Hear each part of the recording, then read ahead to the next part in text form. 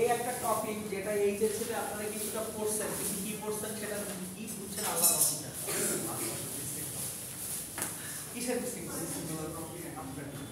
কিসের বিশৃঙ্খলা মাপকাঠি?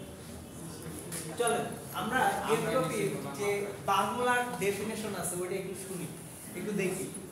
বাংলায় আগে একটু পড়ে নিই। বাংলায় ছিল হচ্ছে রুদ্ধতাপীয় প্রক্রিয়ায় যা স্থির থাকে তাই এনট্রপি।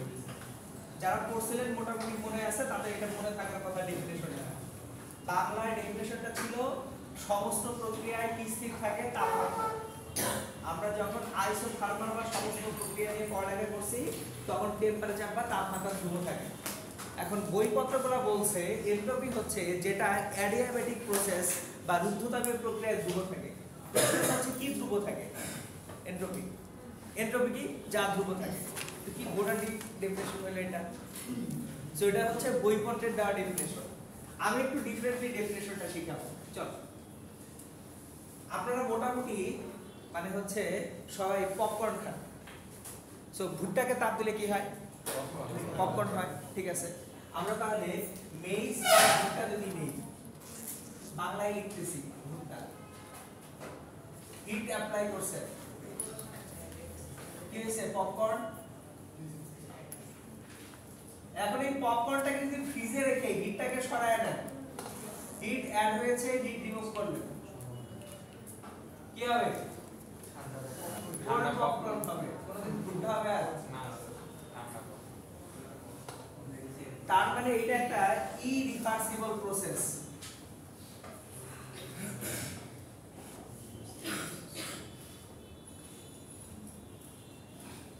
ইউনিভার্সে আমরা সকল প্রসেসকে দুই ভাগে ভাগ করতে পারি। একটা হচ্ছে রিভার্সিবল আর একটা হচ্ছে ইরিভার্সিবল। রিভার্সিবল মানে হচ্ছে যে প্রসেসটায় আমি চেঞ্জটাকে আবার ব্যাক করতে পারি সেটাকে বলা হয় রিভার্সিবল। আর যদি কোনো একটা চেঞ্জকে কখনোই ব্যাক করানো না যায় সেটাকে কি বলবো আমরা? ইরিভার্সিবল। মোটামুটি সকল প্রক্রিয়ায় জগতে ইরিভার্সিবল। এক্সাম্পল দিচ্ছি, ধরেন আপনি পানিকে বরফে পরিণত করবেন। এবার পানিকে বরফে পরিণত করার সময় আপনি কি করবেন? হিটটাকে সরায় নেবেন না? হিট অ্যাড করবেন নাকি হিট সরায় নেবেন? হিট সরায় নেবেন। এইবার এই যে বরফটা ছিল এই বরফকে আবার পানিতে কনভার্ট করতে চান, তাহলে কি করবেন? হিট অ্যাড করবেন। এখন নরমালি আমরা এটা বলতেই পারি 1 কিলোগ্রাম যদি পানি থাকে কোথাও, 1 কিলোগ্রাম 0 ডিগ্রি সেলসিয়াসের ওয়াটার, এইটাকে আপনি কনভার্ট করবেন আইসে। 1 কিলোগ্রাম 0 ডিগ্রি সেলসিয়াস আইস, হিট রিমুভ করতে হবে 3,36,000 জুল। দেখেন 1 কিলোগ্রাম 0 ডিগ্রি সেলসিয়াসের ওয়াটারকে 1 কিলোগ্রাম 0 ডিগ্রির আইসে কনভার্ট করার জন্য আপনাকে হিট রিমুভ করতে হবে 3,36,000 জুল। এখন আমাদের 1 কিলোগ্রাম 0 ডিগ্রির আইসকে আবার 1 কিলোগ্রাম 0 ডিগ্রির ওয়াটারে কনভার্ট করার জন্য হিট অ্যাড করতে হবে সেম 3,36,000 জুল। সমস্যা অন্য জায়গায়। সমস্যাটা হচ্ছে ইউনিভার্সে কোনো প্রসেস এরকম পাওয়া যায় না যে প্রসেসে হিট লস হয় না। আপনি যখন হিটটা অ্যাড করবেন কিছু হিট কি হবে? লস হবে, বিভিন্নভাবে হিট লস হবে। তাহলে আমরা এইখানে যে অ্যামাউন্ট অফ হিটটা লিখছি 3,36,000 জুল, এটা থিওরিটিক্যালি লিখছি। প্র্যাকটিক্যালি কি এই পরিমাণ হিট অ্যাড বা এই পরিমাণ হিট অ্যাবজর্ব করতে পারবো? পারবো না, হিট লস হবে কিছু। স্টিল এটাকে আমরা একটা রিভার্সিবল প্রসেস বলতে পারতেছি। কেন? কারণ যে স্টেট থেকে আমি অবজেক্টের চেঞ্জ শুরু করেছিলাম সেই স্টেটে ফেরত আসতে পারতেছি। যদি এরকম হয় কোনো একটা প্রসেসের স্টার্টিং এ অবজেক্টটা যে স্টেটে ছিল প্রসেসটা শেষ হওয়ার পর সেম স্টেটে ফেরত আনা যায়, তাও সেটাকে রিভার্সিবল সাইকেল বলতে পারো। কিন্তু ইউনিভার্সের মোটামুটি যত কেমিক্যাল চেঞ্জ আছে, একবার কেমিক্যালি চেঞ্জ হইলে সেটাকে কিন্তু আর আগের অবস্থায় ফেরত আনা যায় না।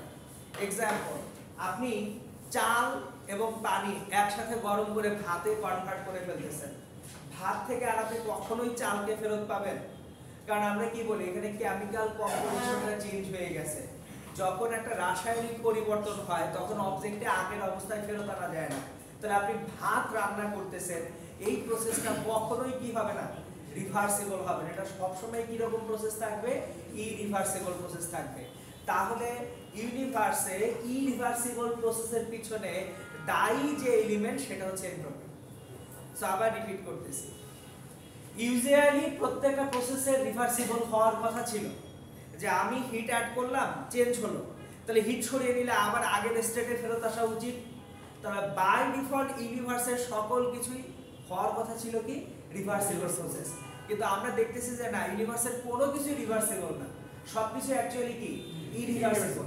তাহলে এই যে ইরিভার্সিবল করার পিছনে দায়ীটাকে entropy. So entropy is something which makes reversible processes irreversible.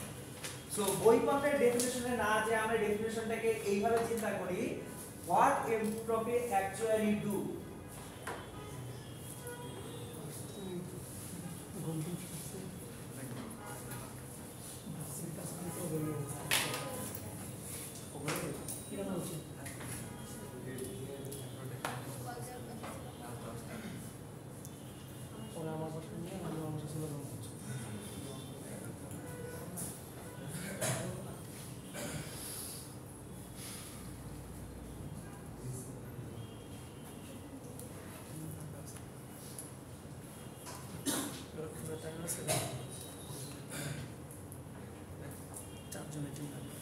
Entropy makes reversible cycles or processes irreversible. এটাই হচ্ছে entropy. Now we cannot measure entropy, we can measure change in entropy.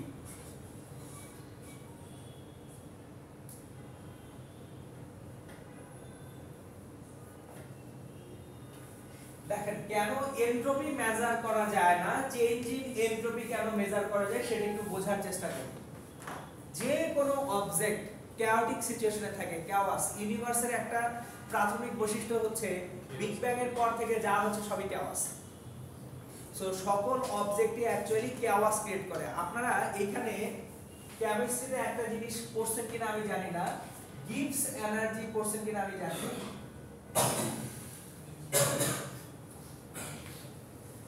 Actually Gibbs energy R entropy এই দুইটা খুব ভালো মতো একটা আরেকটাকে বুঝাতে সাহায্য করে। আমি আজকে গিবস এনার্জি নিয়ে কথা বলবো না, আমি জাস্ট যেটা বুঝাইতে চাচ্ছি সেটা হচ্ছে এনট্রপি হচ্ছে chaos বা বিশৃঙ্খলা। এখন একটা অবজেক্টের chaos কত সেটা আমরা মাপতে পারি না, কিন্তু chaos এর অ্যামাউন্ট কতটুকু বাড়তেছে বা কমতেছে সেটা মাপতে পারি। আবার রিপিট করতেছি, কতটুকু chaotic সিনারিও এটা মেজার করা পসিবল না, কিন্তু chaos এর অ্যামাউন্টটা কি বাড়লো নাকি কমলো এইটা আমরা মেজার করতে পারি। তাহলে আমরা আসলে এনট্রপি মেজার করি না, আমরা মেজার করি এনট্রপির চেঞ্জটা, কতটুকু এনট্রপি চেঞ্জ হলো, সেটা কি বাড়লো নাকি কমলো। সো সে ফর এক্সাম্পল আপনার রাইট নাও, আমি একটা एग्जांपल দিচ্ছি, how to measure change in entropy. ধরুন এটা একটা রুম, এই রুমটা একটা এসি লাগানো আছে। এখন এসিটা কি করবে, রুম থেকে হিটটাকে অ্যাবজর্ব করবে, রুম থেকে হিট অ্যাবজর্ব করলো, সে এনভায়রনমেন্টে হিটটা রিলিজ করলো, হিট অ্যাবজর্ব করে এই হিটটা কোথায় রিলিজ করে, এনভায়রনমেন্টে রিলিজ করে। এখন দেখেন ধরুন এনভায়রনমেন্টের টেম্পারেচার রাইট নাও উইন্টার সিজনে 30 ডিগ্রি সেলসিয়াস अराउंड, এখন এনভায়রনমেন্টের টেম্পারেচারটা কম 30 ডিগ্রি সেলসিয়াস, তাহলে এই এসিটা ইজিলি হিটটা ডাম্প করতে পারবে বাইরে, কেন, কারণ টেম্পারেচার হায়ার। সো এসি যখন হিটটাকে অ্যাবজর্ব করতেছে, লেটস সে এসির টেম্পারেচার হলো 50 ডিগ্রি সেলসিয়াস, তাহলে টেম্পারেচার ডিফারেন্স যত বেশি হবে, released heat Q equals to ms del theta তত হায়ার হবে, del theta higher Q higher. আমার যত টেম্পারেচারের গ্যাপ বা ডিফারেন্সটা বেশি হচ্ছে তত বেশি অ্যামাউন্ট অফ হিট আমরা এনভায়রনমেন্টে রিলিজ করতে পারতেছি। এখন দেখেন হিট যদি আমরা ঠিকমতো এনভায়রনমেন্টে রিলিজ না করতে পারি তখন রুমটা কি গরম হয়ে থাকবে না? লেটস সে কখনো গরমকালে টেম্পারেচার এনভায়রনমেন্টের হয়ে গেল 44 ডিগ্রি সেলসিয়াস, যখন তীব্র গরম পড়ে তখন টেম্পারেচারটা কিন্তু 40 ডিগ্রি সেলসিয়াস ক্রস করে যায়। সো লেটস সে আমাদের এনভায়রনমেন্ট টেম্পারেচার হয়ে গেল 44 ডিগ্রি সেলসিয়াস। এখন এই এসিটা হিট অ্যাবজর্ব করছে at a temperature of 50 degree Celsius. দেখেন এইখানে গ্যাপ ছিল কত ডিগ্রি সেলসিয়াসের? 20 ডিগ্রি সেলসিয়াসের। এখানে গ্যাপটা কত হয়েছে? অনলি 6 ডিগ্রি সেলসিয়াসের গ্যাপ। তাহলে এইখানে যত ইজিলি হিটটা রিলিজ করা যাচ্ছিল এখানে কি তত ইজিলি হিটটা রিলিজ করা যাবে? তাহলে আমাদের রুমটা ঠান্ডা হতে সময় অনেক বেশি লাগবে বা রুম সহজে তখন আর ঠান্ডা হবে না। তাহলে এই যে এখানে কেওয়াসটা একই থাকতেছে না, কেওয়াসটা বেড়ে যাচ্ছে। তাহলে কেওয়াসটা কতটুকু বাড়লো এইটা আমাদেরকে চেঞ্জ অফ এনট্রপি দেয়। আমরা বলতেছি এটা হচ্ছে কেওয়াটিক সিনারিও, এখানেও একটা কেওয়াস আছে। কেওয়াসটা কি? বিশৃঙ্খলাটা কি? আমাকে রুম ঠান্ডা করতে হচ্ছে, এটাই তো বিশৃঙ্খলা। আমার রুমটার টেম্পারেচার অত্যধিক পরিমাণ বেড়ে যাচ্ছে, আমরা রুমের মধ্যে কমফোর্টেবল থাকতে পারতেছি না, এটাই তো কেওয়াস, এটাই তো বিশৃঙ্খলা। তাহলে রুমটাকে ঠান্ডা করার জন্য আমরা এসি ব্যবহার করতেছি। এখন রাইট নাও এই মোমেন্টের কেওয়াস কত সেটা আমি মেজার করতে পারতেছি না, কিন্তু কেওয়াসটা কতটুকু বাড়তেছে বা কমতেছে সেটা আমরা মেজার করতে পারতেছি। সো আমরা কখনোই এনট্রপি মেজার করি না, আমরা মেজার করি দুটো ডিফারেন্ট সিনারিওর মধ্যে চেঞ্জ ইন এনট্রপি। যে রাইট নাও যে সিনারিওতে আমরা আছি এখনকার সিনারিও এবং পরের অন্য একটা সিনারিওর মধ্যে চেঞ্জ ইন এনট্রপিটা আমরা অ্যাকচুয়ালি কি করি? মেজার করি। কথা কি বোঝা যাচ্ছে? আরেকটা জিনিস দেখেন, সেটা দেখলেও বুঝে যাবে যে why change in entropy, why not entropy?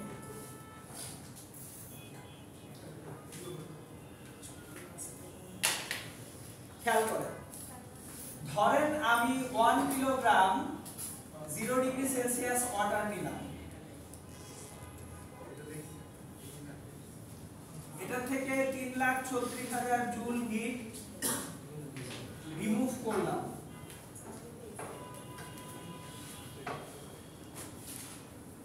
তাহলে 1 কিলোগ্রাম 0 ডিগ্রি সেলসিয়াসের ওয়াটার থেকে যদি আমরা 3,36,000 জুল হিট রিমুভ করতে পারি তাহলে 1 কিলোগ্রাম 0 ডিগ্রি সেলসিয়াসের আইস পাবো। আবার এই 1 কিলোগ্রাম 0 ডিগ্রি সেলসিয়াসের আইসে যদি আমরা হিট অ্যাড করি 3,36,000 জুল, তাহলে আমরা 1 কিলোগ্রাম 0 ডিগ্রি সেলসিয়াসের ওয়াটার ব্যাচ পাবো। এইখানে কি কোনো চেঞ্জ ইন হিট হয়েছে? যে অ্যামাউন্টের হিট আমরা অ্যাপ্লাই করেছিলাম রিমুভ করার সময় সেম অ্যামাউন্টের হিট রিমুভ করতেছি না, তাহলে চেঞ্জ ইন হিট কত? 0। আমরা কিন্তু এখানে কোনো হিট লস করি নাই, কোনো অ্যাডিশনাল হিট লাগে নাই, কিন্তু প্র্যাকটিক্যালি এই সিনারিওটা কি পসিবল? সব সময় কি 3,36,000 জুল হিটই থাকবে? আমরা যতভাবে একটা সিস্টেমকে আইসোলেটেড সিস্টেম ডিজাইন করি না কেন কিছু না কিছু হিট লস হয়। যে ম্যাটেরিয়ালটা ইউজ করবেন এনভায়রনমেন্ট ক্রিয়েট করার কাজে ওই ম্যাটেরিয়ালটাও তো কিছু হিট অ্যাবজর্ব করে নিতে পারে। তাহলে কিছু অ্যামাউন্টের হিট সবসময় কি হবে? আমাদের এখানে লস হবে। তাহলে যে অ্যামাউন্টের হিটটা লস হয়ে যাচ্ছে ওই হিট লসের কারণে এই প্রসেসটাকে আমরা কমপ্লিট রিভার্সিবল রাখতে পারতেছি না। অ্যাকচুয়ালি ইউনিভার্সের কোনো প্রসেস কমপ্লিট ইরিভার্সিবল না, সরি কমপ্লিট রিভার্সিবল না। আমরা অ্যাজিউম করি কিছু আইডিয়াল কেস সিনারিও ধরে নেই যে ওকে গ্যাসিয়াস সিস্টেমের এইগুলা কমপ্লিট রিভার্সিবল, কারণ যখন গ্যাস মলিকুলগুলা কোথাও থাকে টেম্পারেচার যতক্ষণ চেঞ্জ না হয় গ্যাস মলিকুলগুলোর ইন্টারনাল এনার্জি একই থাকে। আপনারা পড়ে আসছেন E = 3/2 nRT। যতক্ষণ টেম্পারেচারটা কনস্ট্যান্ট থাকে ততক্ষণ ইন্টারনাল এনার্জি কি থাকে? কনস্ট্যান্ট থাকে। তাহলে একটা যদি গ্যাসিয়াস সিস্টেম নিয়ে আমরা কাজ করি ওখানে ওই প্রসেসে টেম্পারেচার যতক্ষণ কনস্ট্যান্ট থাকবে আমরা ইন্টারনাল এনার্জিটাকে কনস্ট্যান্ট ধরে নিয়ে কাজ করতেছি, তখন যে বলা যাবে রিভার্সিবল প্রসেস। কিন্তু আদার দ্যান দ্যাট সকল প্রসেসে অ্যাকচুয়ালি কি ইরিভার্সিবল। আর যখনই ইরিভার্সিবল হচ্ছে যে অ্যামাউন্টের হিটটা অ্যাডেড হচ্ছে বা যে অ্যামাউন্টের হিটটা সিস্টেম থেকে বের হয়ে যাচ্ছে সেটা যদি ডিকিউ হয় amount of hit added or amount of hit release, কতটুকু হিট যোগ করা হয়েছে অথবা কতটুকু হিট এখান থেকে বের হয়ে গেছে, এটাকে যদি আমরা টেম্পারেচার দিয়ে ডিভাইড করি তাহলে যেটা পাবো small change in entropy. So এটা হচ্ছে এনট্রপি মেজারমেন্টের basic formula, dS = dQ by d, যে কত টেম্পারেচারে কতটুকু হিট অ্যাডেড হলো বা কতটুকু হিট রিলিজড হলো, dQ বাই d এটা হচ্ছে কি আমাদের চেঞ্জ ইন এনট্রপির ফর্মুলা। এখন আসেন এই চেঞ্জ ইন এনট্রপি আমরা দুই ভাবে দেখব, দুইটা সিনারিও দেখব different.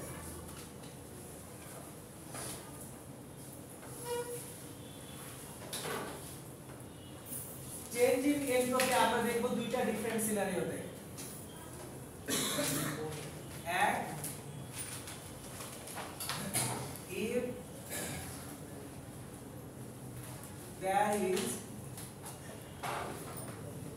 change in state,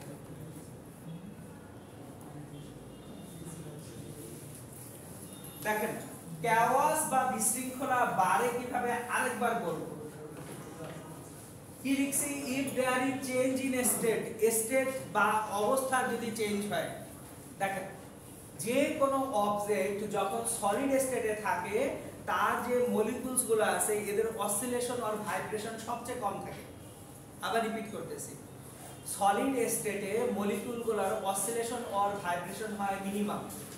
solid থেকে যখন লিকুইড স্টেটে যাচ্ছে তখন মলিকুলগুলোর অসিলেশন আর ভাইব্রেশনটা বেড়ে যায়। আর যখন লিকুইড স্টেট থেকে গ্যাসিয়াস স্টেটে যায়, গ্যাসিয়াস স্টেটে তো মলিকুলগুলো সবসময় ছোটাছুটি করতে থাকে, তাহলে কেওয়াসটা সলিড স্টেটে সবচেয়ে কম হবে। সলিড থেকে লিকুইড স্টেটে কেওয়াসটা বাড়বে, লিকুইড থেকে গ্যাসিয়াস স্টেটে কেওয়াসটা কি আরো বেশি বাড়বে। সো ইউজুয়ালি আপনার একটা অবজেক্টকে যদি আপনি সলিড থেকে লিকুইড করেন, যে অ্যামাউন্টের হিট দিতে হয় লিকুইড থেকে গ্যাসিয়াস করার জন্য তার থেকে বহুগুণ হিট দিতে হয়। চলেন একটু আমরা এস্টিমেট গুলো নিই, বুঝে যাবে। আমি দুটো নাম্বার লিখব,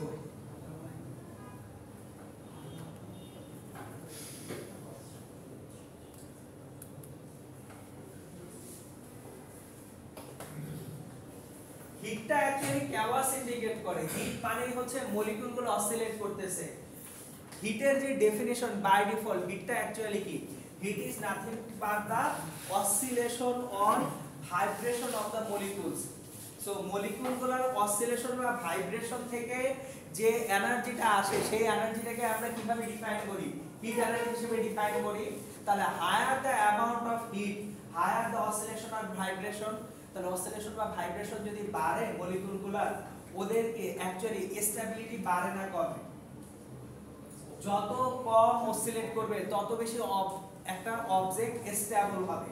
higher the oscillation or vibration, higher the instability of any matter.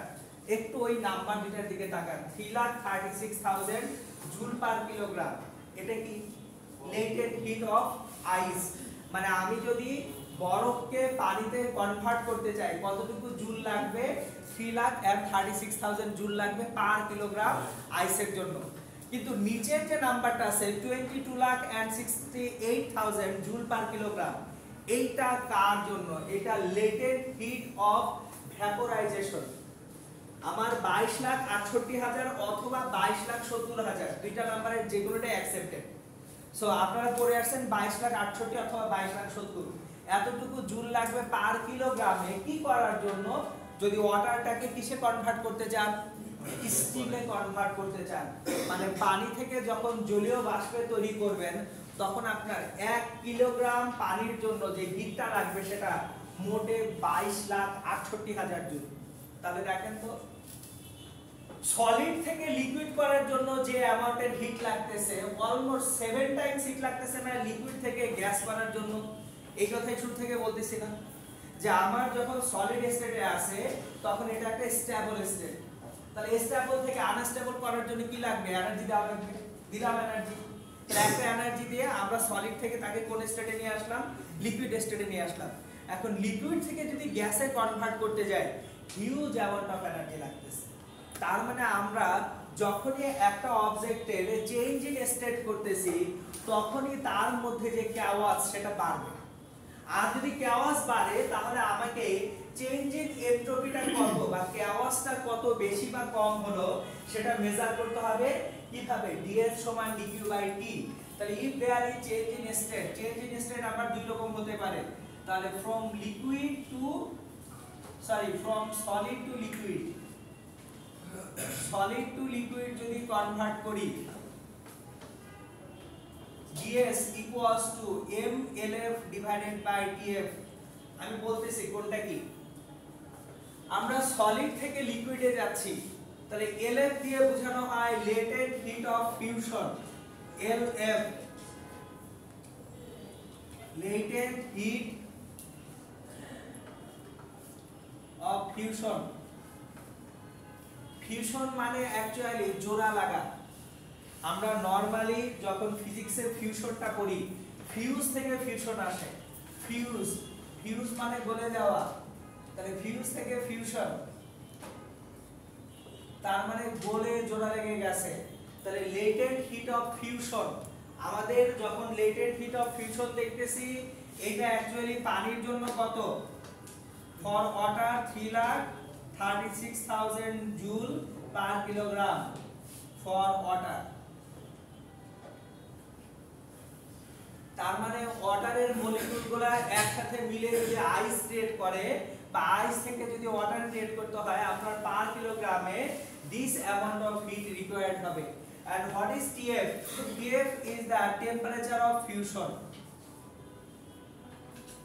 বা ফিউশন টেম্পারেচার। ওয়াটারের জন্য এই ফিউশন টেম্পারেচারটা কত, 0 degree Celsius, 0 degree Celsius for water. তাহলে দেখেন আবার রিপিট করতেছি, ধরেন আপনার কাছে 0 ডিগ্রি সেলসিয়াস টেম্পারেচারের কিছু আইস আছে, এই আইসগুলা যদি ওয়াটার মলিকিউলে আপনি কনভার্ট করেন কেওয়াস কি সেম থাকতেছে না কেওয়াস ইনক্রিজ করতেছে? আপনার কাছে 0 ডিগ্রি সেলসিয়াসের আইস আছে, আইস কি আপনাকে তেমন কোনো এনার্জি দিবে? সলিড স্টেটে ইন্টারনাল এনার্জি কম, কিন্তু লিকুইড স্টেটের ইন্টারনাল এনার্জি কম না বেশি? বেশি হবে। তাহলে আপনি যদি 1 কিলোগ্রাম আইসকে 1 কিলোগ্রাম ওয়াটারে কনভার্ট করেন কেওয়াস কি সেম থাকতেছে না কেওয়াস ইনক্রিজ করতেছে? কেওয়াসটা ইনক্রিজ করতেছে।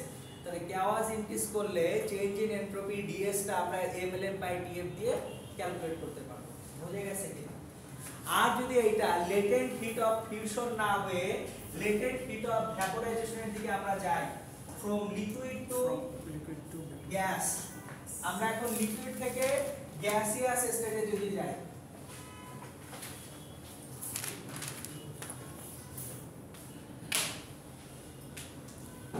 Number B, from liquid to gas,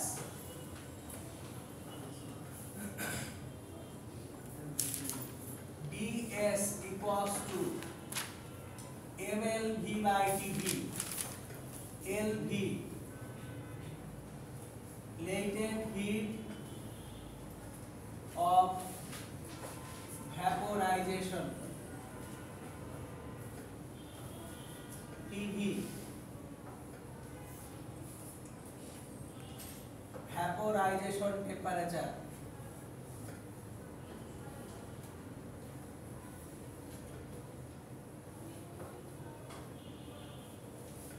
তাহলে ফর ওয়াটার, ওয়াটার থেকে যখন আমরা ওয়াটার ভ্যাপর ক্রিয়েট করি LV টা কত, ওই যে একটু আগে লিখেছিলাম 22 লাখ and 68,000, এবং TV টা কত 100 ডিগ্রি সেলসিয়াস। কারণ আমরা 100 ডিগ্রি সেলসিয়াসে ওয়াটারটাকে বয়েল করলে সেখান থেকে কি পাবো, ওয়াটার ভেপর পাবো। বুঝে গেছে কিনা? তাহলে এটা হচ্ছে আমাদের যদি চেঞ্জ ইন স্টেট হয় in that case change in entropy. এখন অনেক সময় তো চেঞ্জ ইন স্টেট হয় না, তখন এনট্রপি মেজার করব কিভাবে? সে ফর एग्जांपल আপনি 20 ডিগ্রি সেলসিয়াসের ওয়াটার নিয়েছেন, এই 20 ডিগ্রি সেলসিয়াসের ওয়াটারটাকে আপনি হিটেড করে 40 ডিগ্রি সেলসিয়াসে নিয়ে যাচ্ছেন। তাহলে from 20 degree Celsius to 40 degree Celsius temperature change হয়েছে না? তাহলে টেম্পারেচার যদি চেঞ্জ হয় কেওয়াস বাড়ার কথা, মলিকুলস গুলা তাদের মধ্যে যে ছোটাছুটি আছে এটা বেড়ে গেছে না। Higher the temperature higher the amount of energy, energy বেশি হলে মলিকুল গুলা কি তারা স্টেবল হবে নাকি আরো বেশি আনস্টেবল হবে? তারা আনস্টেবল হবে। So when you are heating any object, heating করার ফলে অবশ্যই গ্যাস বাড়বে। তাহলে তখন আমরা চেঞ্জ ইন এন্ট্রপি কিভাবে ক্যালকুলেট করব? সো নাম্বার 2 হচ্ছে if there is no change in state, state same but temperature change হয়ে যাচ্ছে। দেখেন এ নাম্বারে এখানে চেঞ্জ ইন স্টেট হচ্ছিল but temperature remains the constant. খেয়াল করেন 0 ডিগ্রি সেলসিয়াস টেম্পারেচারে আপনি আইসটাকে ওয়াটারে কনভার্ট করছেন, temperature remains 0 degree Celsius. Temperature কি চেঞ্জ হচ্ছে? চেঞ্জ হয়েছে কি? Change in state. কি রকম? আইস ছিল ওয়াটার হয়ে গেছে বা ওয়াটার ছিল আইসে কনভার্ট করছে। আবার 100 ডিগ্রি সেলসিয়াস টেম্পারেচারে আপনার ওয়াটার ছিল সেখান থেকে ওয়াটার ভেপার ক্রিয়েট করছেন বা ওয়াটার ভেপার ছিল সেটাকে আপনি একটু ঠান্ডা করে ওয়াটারে কনভার্ট করছেন। সো যদি আমাদের টেম্পারেচারটা ফিক্সড থাকে তখন যদি চেঞ্জ ইন স্টেট হয় ইন দ্যাট কেস আমরা একটা চেঞ্জ ইন এন্ট্রপি পাবো। এইবার যদি আমাদের চেঞ্জ ইন স্টেট না হয় অনলি চেঞ্জ ইন টেম্পারেচার হয়, no change in state,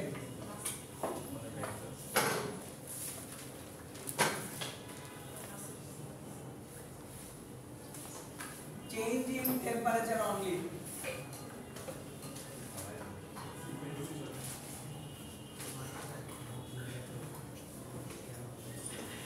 state remains the same. state মানে হচ্ছে সেটা সলিড থাকবে সলিড থাকবে, লিকুইড থাকলে লিকুইডই থাকবে, গ্যাস থাকলে গ্যাসই থাকবে। আমরা শুধু কি চেঞ্জ করব? টেম্পারেচারটাকে চেঞ্জ করব। তাহলে টেম্পারেচার চেঞ্জ করলে আমাদের চেঞ্জ ইন এন্ট্রপি কত হবে? Let's see. ds equals dq by t। এখন এই যে dq টা আছে এটা ms del theta বা ms dt। দেখেন কতটুকু অ্যামাউন্টের হিট অ্যাবজর্ব করবেন বা হিট রিলিজ করবেন সেই q টা অ্যাকচুয়ালি কি ms del theta ছিল না? তাহলে এই dq সমান কত হচ্ছে? ms dt। এখন আমাদের এই টেম্পারেচারটা একটা টেম্পারেচার থেকে আরেকটা টেম্পারেচারে যাবে। সো আমি যদি এখন এন্ট্রপি চেঞ্জ del s বের করতে চাই, del s will be integration of ms dt by t।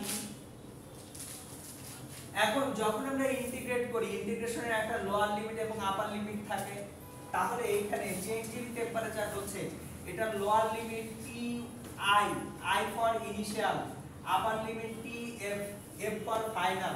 So লিখে দিচ্ছি T I, T I indicates initial temperature,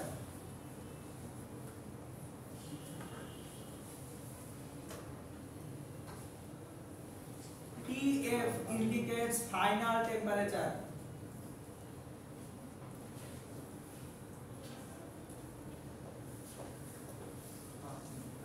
তাহলে দেখেন ms কনস্ট্যান্ট বাইরে নিয়ে যাচ্ছি, integration of dt by t। বলেন integration of dt by t কি হওয়া উচিত? ln t হওয়া উচিত। হ্যাঁ আপনারা পড়ছেন integration of 1 by x dx that is equals to ln x। R ln x কে এইভাবে লেখা যায় e based ln। ln যখন বলতেছি তখন ওটা আসলে লগারিদমিক ফাংশন বাট এটার বেসটা কি? e হচ্ছে এটার বেস। যাই হোক সো ln x তাহলে এখানে যদি আমরা লিখি দেখেন তো গল্পটা কি হয়।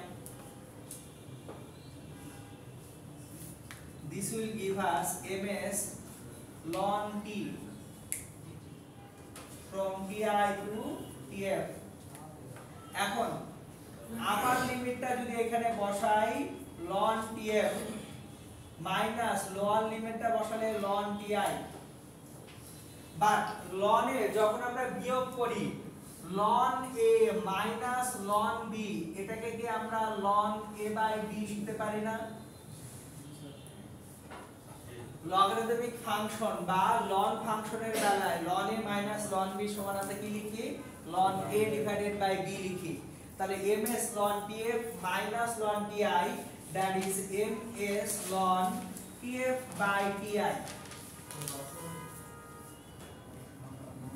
তাহলে দেখেন আমরা যখন হচ্ছে এইখানে চেঞ্জ ইন এনট্রপি ক্যালকুলেট করতেছি when no change in state or change in temperature only, যদি স্টেট রিমেইনস দা সেম, কিরকম পানি পানি আছে, পানিটা বরফে কনভার্টেড হয় নাই, আপনি হয়তোবা আপনার যে বার্নার বা স্টোভ দিয়ে 30 ডিগ্রি সেলসিয়াস টেম্পারেচারের পানিটাকে হিটেড করে 60 or 70 ডিগ্রি সেলসিয়াসে নিয়ে আসছেন, তাহলে এই যে পানিটাকে হিটেড করতেছেন, পানির যে মলিকিউলগুলো আছে এদের যে ভিতরে ইন্টারনালি ছোটাছুটি বেড়ে গেছে, আর ছোটাছুটি বাড়া মানে কি কলিশন বেশি হওয়া, কলিশন বেশি হওয়া মানে কেওয়াস বাড়া।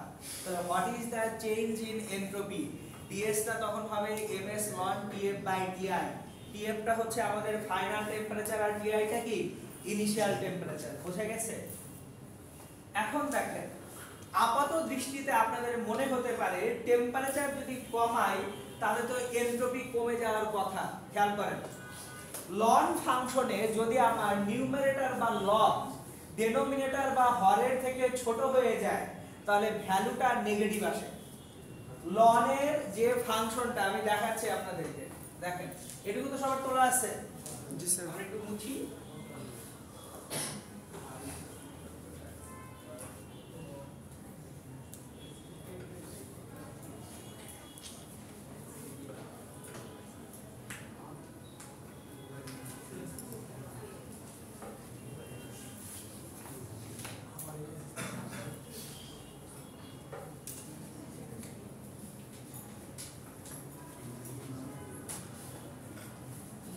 y equals to ln x, কারণ ফাংশনটা হচ্ছে y equals to ln x এর ফাংশন।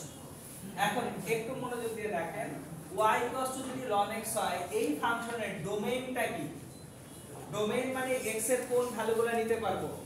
লন ফাংশনের বেলায় আমরা কি কখনো নেগেটিভ কোনো নাম্বার ইউজ করতে পারি?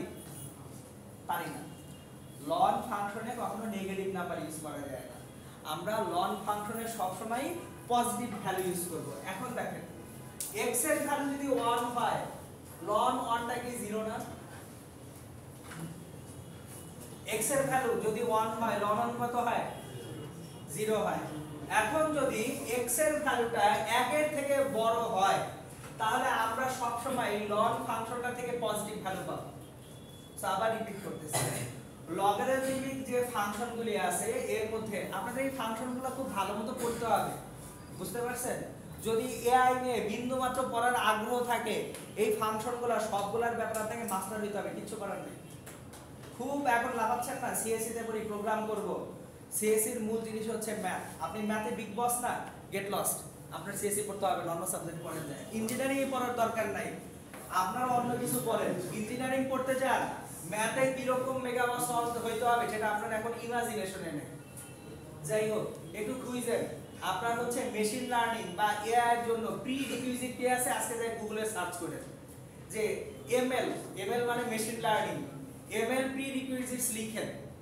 গুগলের একটা মেশিন লার্নিং কোর্স আছে, ওটার প্রি রিকুইজিটগুলো দেখেন। প্রি রিকুইজিট মানে কি কি জিনিস লাগবে এটা পড়ার জন্য। সো ওর মধ্যে দেখেন ম্যাথের প্রচুর জিনিস ধরাই দিছে আপনাকে।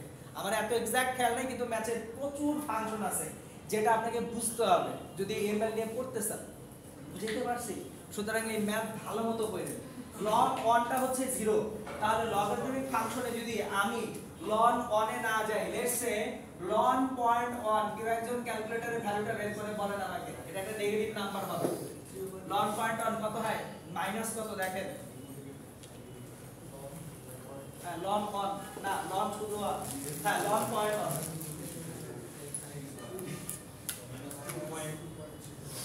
মাইনাস 2 পয়েন্ট কত? আচ্ছা মাইনাস 2.3। তাহলে দেখেন লন ফাংশনে যদি 1 এর থেকে কম হয় নাম্বারটা কি আসবে? নেগেটিভ। আর যদি 1 এর থেকে বেশি হয় লন 10 দেখেন কত আসে? 2.3। ওকে, তার মানে আমরা এটা বুঝতেছি যে এই লন ফাংশন যদি থাকে সংখ্যাটা যদি 1 এর থেকে বড় হয় পজিটিভ ভ্যালু পাবো। এবার বোঝার চেষ্টা করি। একের থেকে বড় একের থেকে ছোট আসলে কি ইন্ডিকেট করে? del s equals to ms ln tf by ti। দেখেন del s কি ইন্ডিকেট করতেছে? Change in entropy. ms m হচ্ছে mass of the object, s latent heat না, এটা হচ্ছে specific heat, s for specific heat. এরপর আসে ln ফাংশনটা। এখন যদি এখানে tf by ti, if tf is greater than ti, তাহলে এই ভ্যালুটা কি একের থেকে বড় কিনা? tf যদি ti এর থেকে বড় হয়, তার মানে যদি ফাইনাল টেম্পারেচার ইনিশিয়াল টেম্পারেচার থেকে বড় হয়, ln যে ফাংশনটা এটাকে একের থেকে বড় একটা ভ্যালু দিচ্ছে কিনা? একের থেকে বড় ভ্যালু দিলে পজিটিভ, তার মানে এনট্রপি বাড়লো। সো যদি আমার টেম্পারেচার হায়ার হয়, লোয়ার থেকে হায়ার টেম্পারেচারে যায়, মলিকুলস গুলোর মধ্যে বিশৃঙ্খলা ছোটাছুটি বাড়ে, ফলে এনট্রপি পজিটিভ হয়। কিন্তু যদি এরকম হয় final temperature is less than initial temperature, কখন কোন একটা সিস্টেম থেকে হিট অ্যাবজর্ব করতেছেন, হিট রিমুভ করতেছেন, হিট রিমুভ করলে ফাইনাল টেম্পারেচার বাড়লো না কমলো? হিট রিমুভ করলে ফাইনাল টেম্পারেচার কমে গেল। খুব সহজ एग्जांपल, আপনি চা খাবেন, চাটাকে কাপে নিছেন, বেশ গরম চা, আগে এটাকে ফু দিয়ে ঠান্ডা করে নেন। সো যখন এই যে ঠান্ডা করতেছেন, আপনি হিট রিমুভ করতেছেন, তখন যে টেম্পারেচার কমে যাচ্ছে, টেম্পারেচার যদি কমে লগারিদমিক স্কেলে টিএফ টি এর থেকে ছোট হয়, মানে কি এটাকে 1 এর থেকে ছোট হয়ে যাবে না? এই যে এখানে ln যখন ভ্যালুটা নিচ্ছেন 1 এর থেকে ছোট ভ্যালু দিলে সেটা কি দিবে আপনাকে? নেগেটিভ নাম্বার দিবে। নেগেটিভ মানে হচ্ছে এনট্রপি কি করতেছে? ডিক্রিজ করতেছে। তাহলে যখনই টেম্পারেচার বাড়ে এনট্রপি বাড়ে, যখনই টেম্পারেচার কমে এনট্রপি কমে। কিন্তু আপনি কখনোই জগতের এনট্রপি কমাইতে পারবেন না। চলেন এটা একটু বুঝবো, আমি ম্যাপ করে বুঝাবো। টোটাল এনট্রপি কখনোই ইউনিভার্সের আপনি আমি চাইলে কমাইতে পারবো না। কেন পারবো না সেটা একটু বুঝি।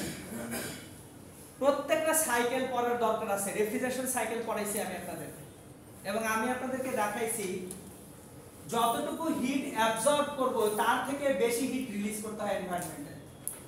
তাহলে আপনি যদি ভাবেন একটা অবজেক্টকে ঠান্ডা করবেন আর কিছু করবেন না, হবে না। একটা অবজেক্টকে ঠান্ডা করতে গেলে হিট আপনাকে এনভায়রনমেন্টে রিলিজ করতেই হবে।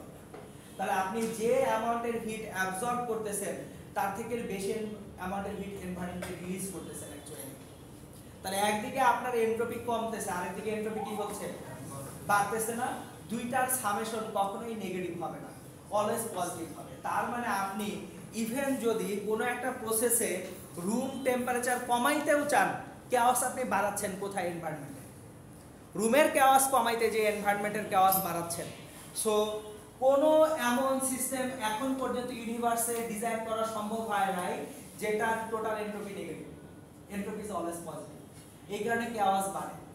আর কেওয়াস বাড়তে থাকলে কি হবে সেটাকে বলা হয় হচ্ছে, বাংলায় আপনারা পড়ছেন জগতের তাপীয় মৃত্যু। এই শব্দটা, এই বাক্যটা পড়ে আসছেন এবং আপনারা মানে হচ্ছে মুখস্থ করছেন জগতের তাপীয় মৃত্যুটা আসলে কি। আমরা একটু ঠান্ডা মাথায় চিন্তা করি যে আমাদের কেওয়াস ক্রমাগত বাড়তেছে। কেওয়াস যদি বাড়ে তার মানে এনভায়রনমেন্টের টেম্পারেচার বাড়তেছে।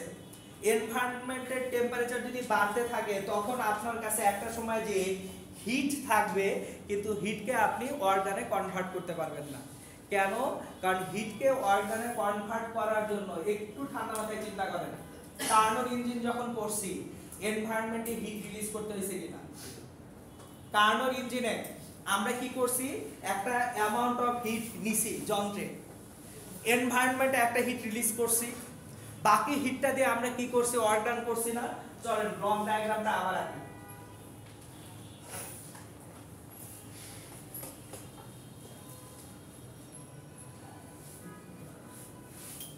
আমরা এখন ব্লক ডায়াগ্রামটা আঁকবো আবার।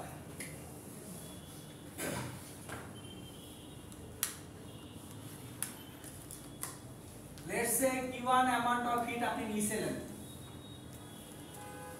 এনভায়রনমেন্টে রিলিজ করছেন Q2 অ্যামাউন্ট অফ হিট, আর অর্গান Wটা হয়েছে Q1 Q2। এই ছিল না কার্নোট ইঞ্জিনের মূল জিনিসটা।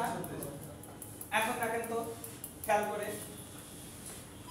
Q1 অ্যামাউন্টের হিট নিয়েছেন, রিলিজ করছেন Q2 অ্যামাউন্টের হিট, ওয়ার্ক ডান হচ্ছে Q1 Q2। এবার Q2 এবং Q1 যদি সমান হয়ে যায়, ধরুন আপনার এনভায়রনমেন্টের টেম্পারেচারটাই এত বেশি বেড়ে গেছে, ওই টেম্পারেচারটাই আপনার এখন সোর্স টেম্পারেচার, তাহলে অর্ডার কত হয়ে গেছে? জিরো হয়ে গেছে না? এটাকে আপনারা থার্মাল ডেথ বা তাপীয় মৃত্যু হিসেবে করে আসছেন। হিট আছে, হিটটাকে কনভার্ট করা যাবে না। সো একটা সময় ইউনিভার্সের টেম্পারেচার যখন বাড়তে থাকবে, এই যে আমরা গ্লোবাল ওয়ার্মিংটা বলতেছি, এই গ্লোবাল ওয়ার্মিং এর ফলে যখন এনভায়রনমেন্টের টেম্পারেচার বাড়তে বাড়তে একটু বেশি বেড়ে যাবে, তখন there will be heat but you can not convert heat. আর হিটে কনভার্ট করতে না পারলে আপনি অর্গান পাবেন না, কারণ আমাদের অধিকাংশ কাজকর্মই অ্যাকচুয়ালি হিট ইঞ্জিন দিয়ে হয়। আমরা এখন যে মেশিনগুলো ইউজ করতেছি, ম্যাক্সিমাম মেশিনে আসলে হিট ইঞ্জিন। একটু এক্সাম্পল দেই, যত গাড়ি দেখতেছেন সবাই হিট ইঞ্জিন, কার্ন ইঞ্জিন। তাহলে আমার যদি হঠাৎ করে এখন এই যে ইফিশিয়েন্সিটা কমতে শুরু করে বা হিটকে আমি যদি কনভার্ট করতে না পারি, গাড়িগুলো সব অচল। যত এয়ারপ্লেন উড়োজাহাজ দেখতেছেন সবাই কি জেট ইঞ্জিন ইউজ করে না? তাহলে জেট ইঞ্জিন যেখানে ইউজ করে সেখানেও সর্ট অফ কার্নো ইঞ্জিনের একটা ডিফারেন্ট ভার্সন ইউজ করতেছে, নাথিং এলস। ওটা কমপ্লিটলি জেট ইঞ্জিনটা jet proportional engine, Karnaugh engine না, কিন্তু ওইখানেও কি হচ্ছে, হিটটাকে অর্গানে কনভার্ট করা লাগতেছে, কারণ আমাদের ওখানে ফুয়েল ইউজ হয় না। সো যেখানেই ফুয়েল আছে ফুয়েলটাকে কনভার্সন করতেছেন, কনভার্সন করে আপনি কোনো না কোনো ভাবে হিটটাকে অর্গানে কনভার্ট করতেছেন। যত রকম ইন্ডাস্ট্রি আছে, almost every industry dependent on engine. দেখেন বয়লার আছে কোথাও, কি করতেছেন? হিট দিচ্ছেন পানিকে, পানিকে হিট দিয়ে বাষ্পে কনভার্ট করতেছেন, ওই বাষ্পটাকে ফ্লো করাচ্ছেন কোথাও, তারপর বাষ্পটা দিয়ে আপনি স্টিমটাকে ইউজ করে আইদার ইলেকট্রিসিটি জেনারেট করতেছি আমরা, অর হচ্ছে অন্য কোনো ফর্মে স্টিমটাকে দিয়ে কাজ করতেছি। এখন যদি আমরা হিটটাকে অর্গানে কনভার্ট করতে ব্যর্থ হই, তাহলে তখন কি হবে? থার্মাল ডেথ হবে। ক্লিয়ার? এখন প্রশ্নটা হচ্ছে যে শুধুমাত্র টেম্পারেচার কমানো পসিবল কিনা? অ্যানসার হচ্ছে না। টেম্পারেচার কমাইতে গেলে টেম্পারেচার বাড়াইতেও হয়। কি রকম? এক্সাম্পল দিই, ধরেন আপনি গরম পানিকে ঠান্ডা করবেন, তাহলে ওখানে কি দিবেন? বরফ দিবেন। গরম পানিকে ঠান্ডা করার জন্য বরফ দিতে হবে না? তাতে আপনি বাইরে থেকে দেখতেছেন টেম্পারেচার কমতেছে, কিন্তু এন্ট্রপি বাড়ে। কিভাবে?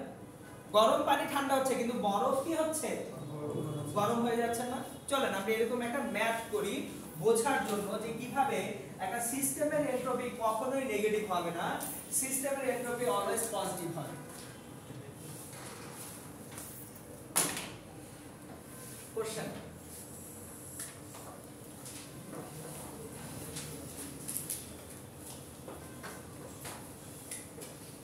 2 kilogram 40 degree Celsius water is mixed up with 0.5 kilogram 2 degree Celsius water. আইসেও পেলাম না, আমি একটু লোয়ার টেম্পারেচার ওয়াটার, ওই যে গরমকালে কি করি, ফ্রিজ থেকে ঠান্ডা পানি বের করি, সেটাকে গরম পানির সঙ্গে মিশিয়ে খেয়ে ফেলি। আমি জাস্ট প্র্যাকটিক্যাল সিনারিওটাই ডেভেলপ করতেছি। আপনার প্রচন্ড গরম, বাসায় ফিরছেন, বেশ গরম লাগতেছে, তাহলে রুমের পানিটা খেতে যেয়ে দেখলেন যে না, পানিটা বেশ ভালো টেম্পারেচার কন্টেইন করে আছে, কমফোর্টেবল ফিল করতেছেন না, তাহলে কি করেন? ফ্রিজটা খোলেন, ফ্রিজের ভিতরে হয়তো বা হাফ লিটার পানি রেখে দিয়েছিলেন, ওই হাফ লিটার ঠান্ডা পানি গরম পানির সঙ্গে মিশাচ্ছেন, মিশিয়ে তারপর পানিটাকে ঠান্ডা করে খাচ্ছেন না? চলেন দেখেন এখানে এন্ট্রপির চেঞ্জ কিরকম হচ্ছে। আপনার কাছে কি মনে হচ্ছে, ও গরম পানি ঠান্ডা করে ফেলছি, এন্ট্রপিতে কমে? জি না, এন্ট্রপি বাড়ছে। কেমনে? আপনি গরম পানি ঠান্ডা করতে যে ঠান্ডা পানিকেও গরম করছেন। 2 ডিগ্রি সেলসিয়াস টেম্পারেচারের যে ওয়াটার আছে সেটাকে হায়ার টেম্পারেচারে চলে আসছে না? দেখেন, তাহলে 2 kilogram 40 degree Celsius water is mixed up with 0.5 kilogram 2 degree Celsius water. What is the change in total entropy? What is the change in total entropy?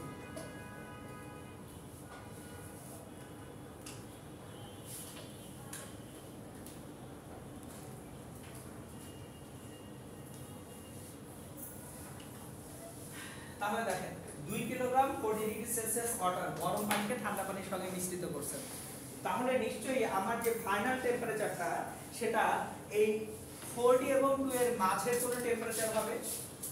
তাহলে let the final temperature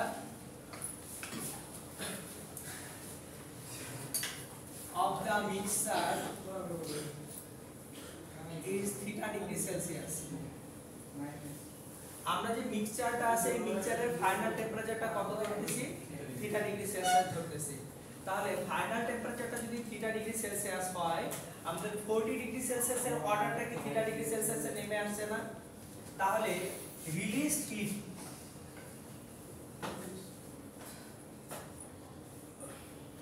by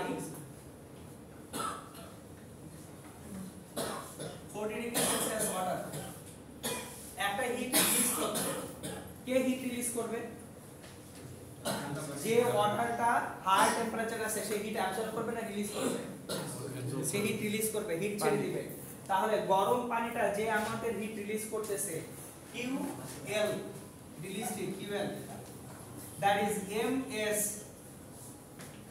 theta. M কত? গরম পানিটা কয় kilogram? 2 kilogram. S 4200 del theta 40 minus theta. তাহলে 8400 into 40 minus theta এটা হচ্ছে amount of hit release. বুঝে গেছে কিনা? আর হিট অ্যাবজর্ব করবে কে? 2 ডিগ্রি সেলসিয়াসের অর্ডারটা হিট অ্যাবজর্ব করবে। তাহলে অ্যাবজর্ব হিট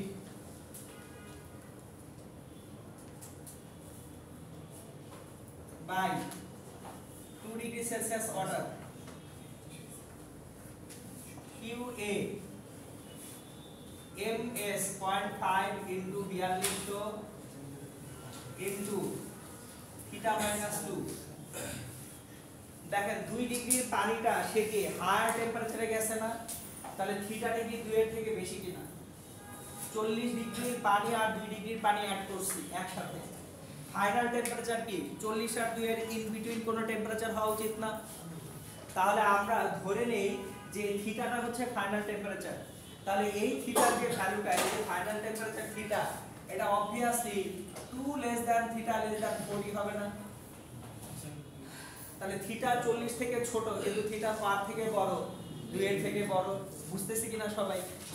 তাহলে আমাদের এখানে এই যে অ্যাবজর্ব হিটটা যেটা দেখতে পাচ্ছি সেটা 2100 ইনটু থিটা মাইনাস 2। তাহলে আমরা থার্মোডাইনামিক্সের বেসিক থেকে জানি যতটুকু, এটা আসলে এটাকে বলা হয় ক্যালোরিমেট্রি, ক্যালোরিমিতি বা ক্যালোরিমেট্রি বলা হয় এটাকে। Amount of hit released equals to amount of hit absorb. যে অ্যামাউন্টের হিট রিলিজ করা হবে ইকুয়াল অ্যামাউন্টের হিট অবশ্যই অ্যাবজর্ব করতে হবে। তাহলে amount of hit released QL equals to amount of hit absorb QA or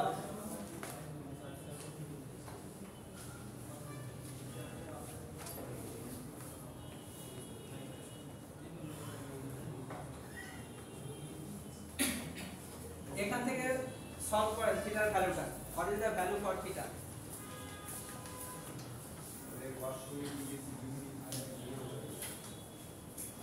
থিটার ভ্যালুটা কত বের করেন?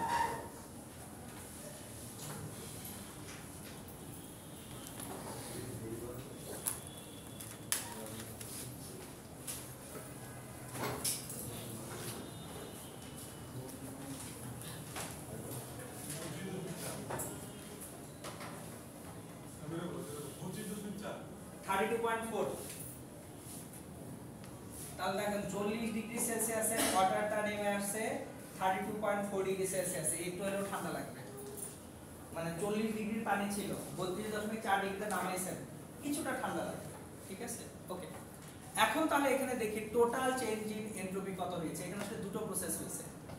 একটা প্রসেস হচ্ছে গরম পানি ঠান্ডা হয়েছে, আর একটা হচ্ছে ঠান্ডা পানি কি হয়েছে? গরম হয়েছে। বোঝার চেষ্টা করেন। 40 ডিগ্রির একটা পানি ছিল, তার ফাইনাল টেম্পারেচার কত? 32.4। তাহলে একটা গরম পানি ঠান্ডা হয়েছে। আর 2 ডিগ্রির যে পানি ছিল সেটা কত ডিগ্রিতে উঠে আসছে? 32.4। তাহলে একটা গরম পানি ঠান্ডা হয়েছে, আরেক জায়গায় ঠান্ডা পানি কি হয়েছে? গরম হয়েছে। পুরোটা মিলিয়ে টোটাল চেঞ্জ ইন এনট্রপি না? শুধু একটা প্রসেস কাজ করতেছে নাকি দুটো প্রসেস মিলিয়ে সিস্টেমটা দাঁড়াচ্ছে? দুটো প্রসেস মিলিয়ে সিস্টেমটা দাঁড়ালো না, তাহলে আমাকে আলাদা আলাদা ভাবে এনট্রপির চেঞ্জটা ক্যালকুলেট করে আবার অ্যাডাপ্ট করতে হবে। তাহলে চলেন আমরা যদি দুইবার এনট্রপির চেঞ্জ ক্যালকুলেট করি, খেয়াল করেন কিভাবে দুইবার।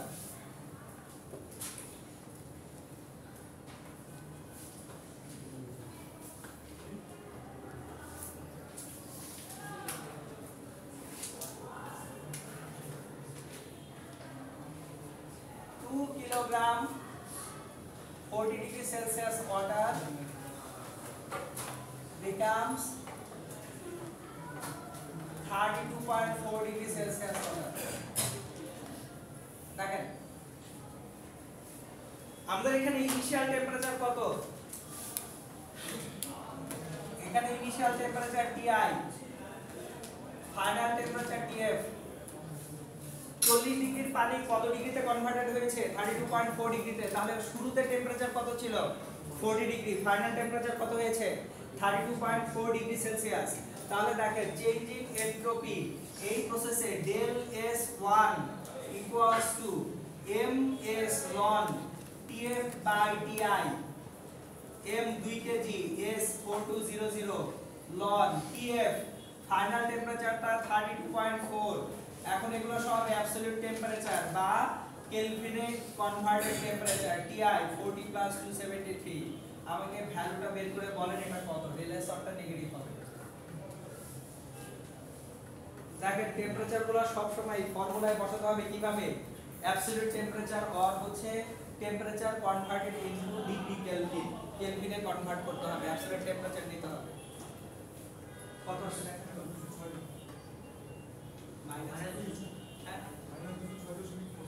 মাইনাস 206.48 ইউনিটটা হবে জুল পার কেলভিন। দেখেন ডেল এস বা DS, DS equals to DQ by D. DQ হচ্ছে জুলে, টি হচ্ছে কেলভিনে, তাহলে ইউনিটটা কি? Joule per kelvin. So change in entropy that is in joule per kelvin. Okay, step 1। Step 2, 0.5 kilogram 2 degree Celsius water converts into 32.4 degree Celsius water। দেখেন আমরা যদি 0.5 কিলোগ্রামের 2 ডিগ্রি সেলসিয়াসের পানি নিয়ে 32.4 ডিগ্রি সেলসিয়াসের পানিতে কনভার্ট করি তাহলে ms2 কত হবে? ms ln TF by TI। এখন আমাদের TF কত? 32.4, TI কত? 2 degree celsius. m 0.5 kilogram, s 4200 ln TF 32.4 plus 273 TI 2 plus 273। দেখেন তো এটা কত আসে? 219.1 220। দেখেন তো নেগেটিভ ভ্যালুটা বড় না পজিটিভ ভ্যালু বড়? তাহলে total change in entropy del S1 plus del S2 এই প্রসেসের total change in entropy -206.48 plus 220.18 কত হয় বলেন? 13.7। কি টোটাল চেঞ্জ ইন এনট্রপি কি হচ্ছে? পজিটিভ হচ্ছে না। সো ইউনিভার্সে এমন কোন সিস্টেম ডিজাইন করা পসিবল হয় নাই এখনো যেখানে total change in entropy negative. আপনার হয়তোবা প্রসেসের একটা পার্ট নেগেটিভ হতে পারে, বাট ইন টোটাল পুরো প্রসেসের এনট্রপি অবশ্যই কি হইতে হবে? পজিটিভ হতে হবে। বুঝতে পারছি? আপনি ভর বানিয়ে সরল বুঝে গেছে? ক্লিয়ার?